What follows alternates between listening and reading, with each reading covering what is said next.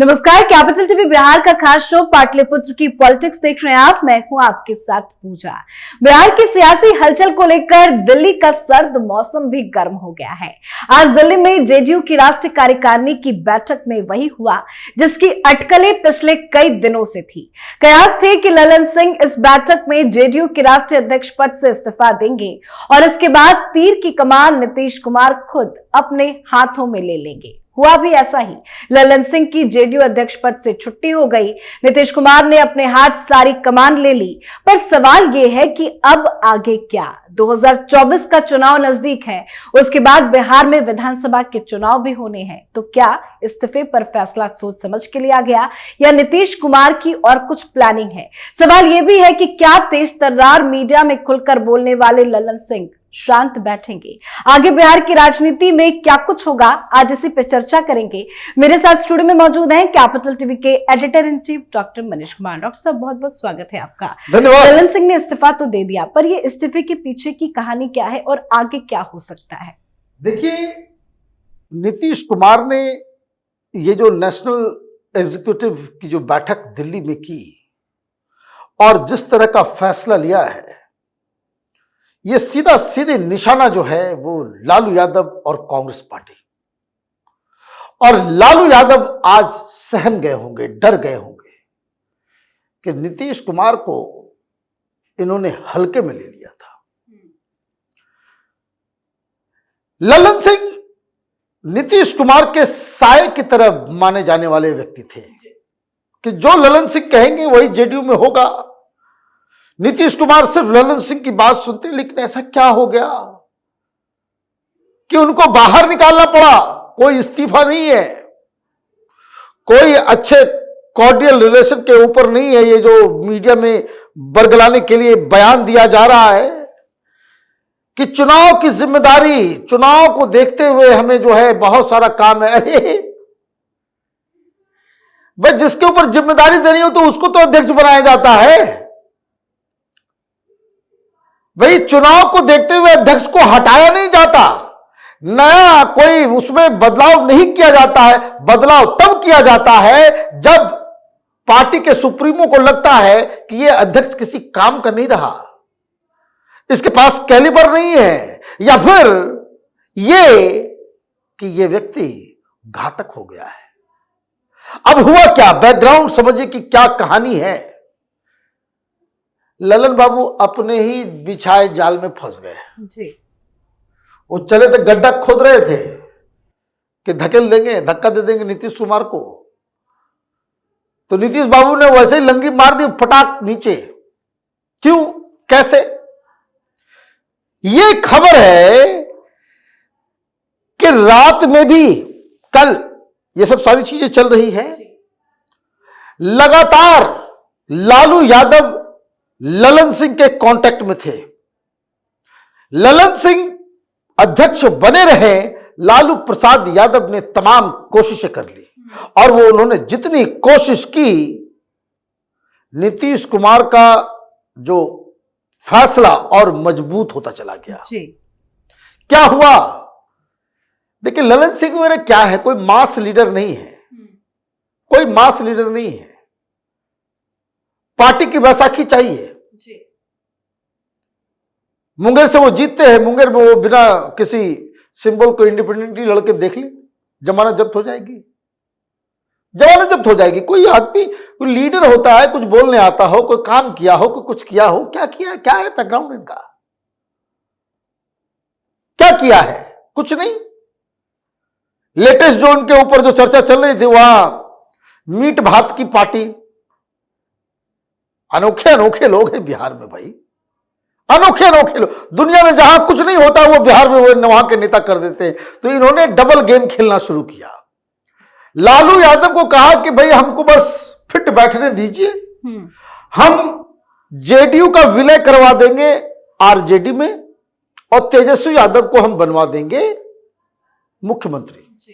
यह झांसा उधर दिया और नीतीश बाबू को यह समझाया कि लालू यादव के साथ मिल लेते हैं, बीजेपी को छोड़ देते हैं, आपको प्रधानमंत्री बनवाने के लिए जो है हम लोग लग जाएंगे और इससे बेहतर मौका नहीं है, क्योंकि कांग्रेस पार्टी भी डाउन है। कांग्रेस पार्टी जानती है हिंदुस्तान की जनता मानेगी नहीं भाई राहुल गांधी को फेस बनाया जाए, तो हम आपको फेस बनवाएंगे।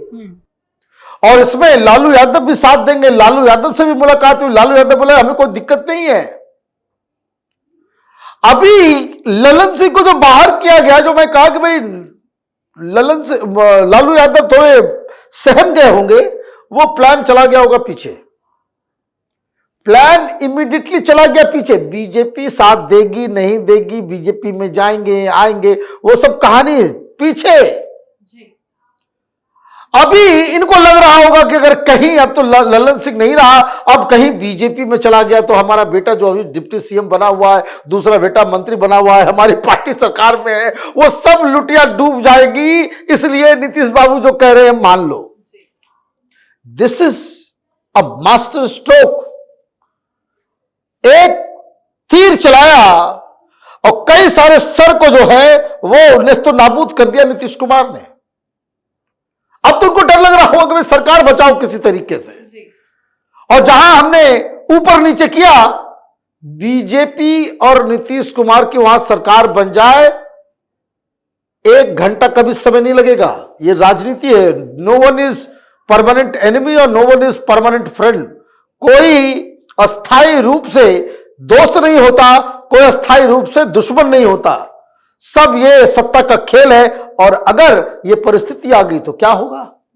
और फिर वो लालू यादव का तो कॉन्फिडेंस वैसे भी डाउन है कि अगर फिर से नीतीश कुमार उधर चला गए तो 2019 की तरह जीरो बटा सन्नाटा ये बनते हैं बढ़ के नेता।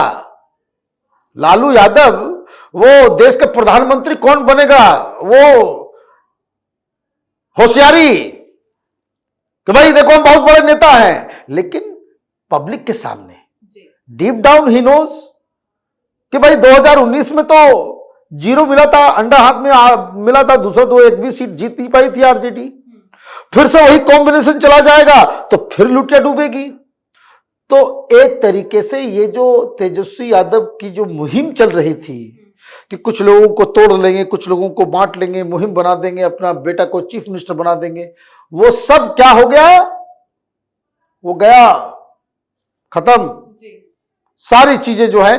तो नीतीश कुमार ने इस फैसले से अपनी पोजीशन सिक्योर कर ली। अब ये सरकार चलेगी। लेकिन क्या अब तो पद चला गया ललन सिंह का, आगे वो जेडीयू से भी बाहर हो जाएंगे? अब अगला स्टेप उन्होंने क्यों किया? इसका मतलब यह है कि वो ये जान चुके हैं। दूसरा, इसका एक दूसरा पहलू भी है। घोषणा हुई, लोग अबीर खेल रहे हैं। यहां भी ऑफिस में बाहर, पटना के ऑफिस में भी बाहर। देश का पीएम कैसा हो, नीतीश कुमार जैसा हो। तो उन्होंने अपना स्टेक डाल दिया है। और ये मत पूछिए, लेकिन बीजेपी कह रही है चले थे पीएम बनने, बन गए अध्यक्ष। अरे भाई कोई बात नहीं, बीजेपी का काम है उनको क्रिटिसाइज करना, मखौल उड़ाना, तो वो उड़ाए, लेकिन इन्होंने अपना काम तो कर दिया। बीजेपी वाले जो काम नहीं कर पाते वो काम इन्होंने बड़ी बेखूबी से किया, शंट कर दिया, लालू यादव के हाथ पैर बांध दिए। अब ये कहेंगे 17 सीट चाहिए तो 17 सीट मिलेगा। कांग्रेस और लालू यादव के पास कोई दूसरा ऑप्शन नहीं है।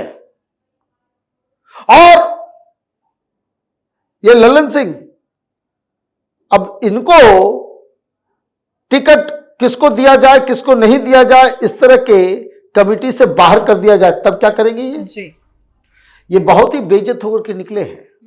वो भी चुनाव के ठीक पहले आप अपने अध्यक्ष को बदल रहे हैं। There can be only 3 reasons. Either वो इलेक्शन को लड़वाने में कैपेबल नहीं है, दूसरा कि जनता और पार्टी के लोग वो उसको पसंद नहीं कर रहे हैं, उसकी वजह से पार्टी के अंदर विद्रोह हो जाए, और तीसरा कि वो गद्दार है। ललन सिंह ये तीनों ही केस में, ये तीनों ही वजहों में वो फिट बैठ रहे हैं। थोड़ा 33%, ये तीनों कारण है, इस वजह से वो गए। और ये कारण इसलिए है कि ये जो छलावा दे रहे थे ना, किसी को पीएम बना देना, किसी को सीएम बना देना, अब ये बीच भंवर में लटक गए हैं। मेरे हिसाब से वो ज्यादा दिनों तक जेडीयू में नहीं रहेंगे। वो उनका ठिकाना जो है वो अब आरजेडी ही रहेगा। जी, बहुत बहुत धन्यवाद सर समझाने के लिए। धन्यवाद। तो बिहार की सियासत में कब क्या होगा ये तो सिर्फ नीतीश कुमार ही जानते हैं। यानी बिहार की राजनीति नीतीश कुमार से शुरू होती है और वहीं खत्म। अगर ऐसा नहीं होता तो ललन सिंह जेडीयू अध्यक्ष पद से इस्तीफा नहीं देते, लेकिन सब कुछ नीतीश कुमार के मुताबिक ही हो, अब ये उतना आसान भी नहीं रह गया है। और उम्मीद है ललन सिंह भी बहुत जल्द कुछ बड़ा फैसला लेंगे, जिसकी उम्मीद खुद नीतीश बाबू ने नहीं की होगी। देखते हैं क्या कुछ बड़ा खेल बिहार में होता है। आप अपनी राय कमेंट कर लिखें। देखते रहिए कैपिटल टीवी बिहार। नमस्कार।